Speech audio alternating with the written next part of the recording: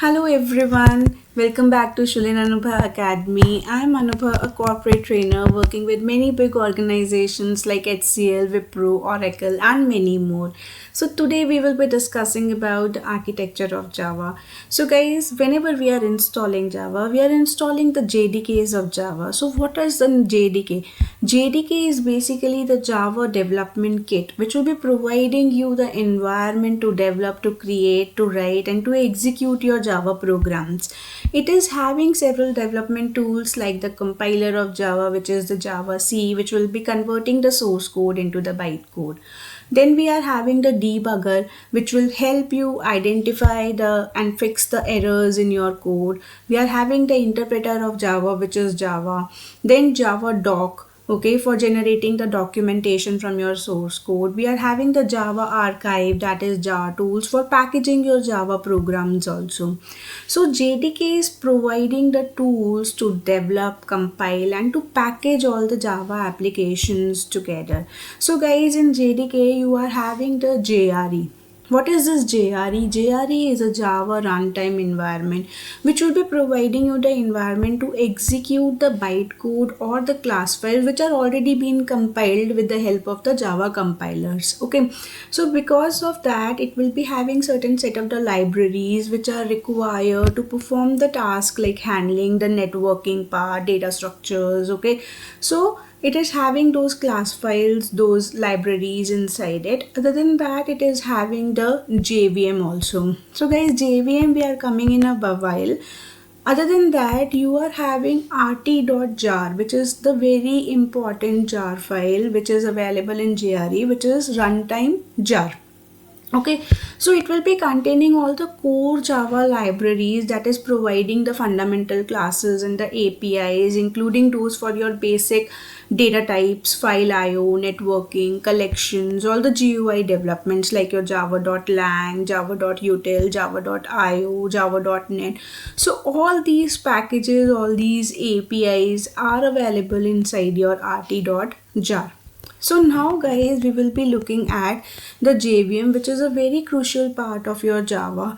JVM is providing and it is the backbone of one of the fundamental feature of Java, that is platform independence. Okay, whenever you are writing the Java source code and you are compiling it with the help of the Java C compiler, it will automatically be changed to the bytecode or the .class file instead of changing into the machine code.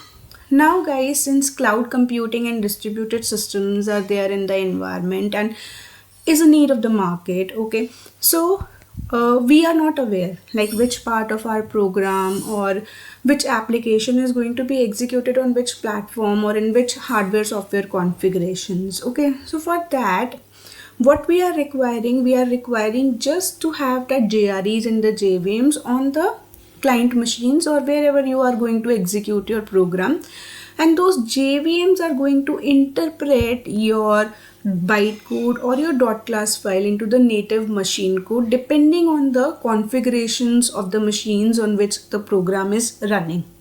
So that is making your Java as a platform independent language. JVM is again having several components like the class loader, which will be loading your .class files into the memory. You are having the bytecode verifier, which will be again ensuring your much more security feature of your Java, as it is ensuring that the bytecode is safe and it is not violating the security constraints. It is having the interpreter, which will be again JVM is an interpreter which will be executing the bytecode line by lines. Okay, since it is an interpreter, you are knowing that since it is executing it line by line, so it is quite slower as compared to the compilers in other programming languages. So for that, to remove a bit of the overhead because of those interpreters, in JVM we are having the just-in-time compilers also. So they are converting the frequently executed bytecode into the native machine code to improve the performance, so that like some of the overheads are being removed with as compared to other programming languages and their performance could improve. Okay, so now it is also having the garbage collector, which will be automatically handling the memory management by removing those unused objects. Okay, so again improving the security, because now you don't need to have that manual memory management, and you won't be having the interactions with the pointers and to the memory. You are not having the accesses over that. So again, it is improving the performance, and garbage collector is being provided and is a part of your JVM only. So guys, basically we have seen that you are writing the code, that is the .java file. Okay, and that code is compiled by the javac, which is going to be converted into the bytecode or the .class file.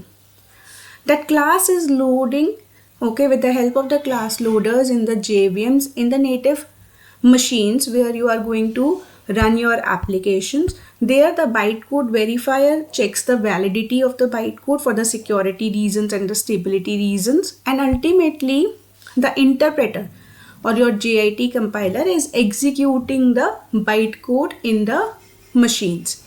So garbage collection again manages the memories automatically during the runtime.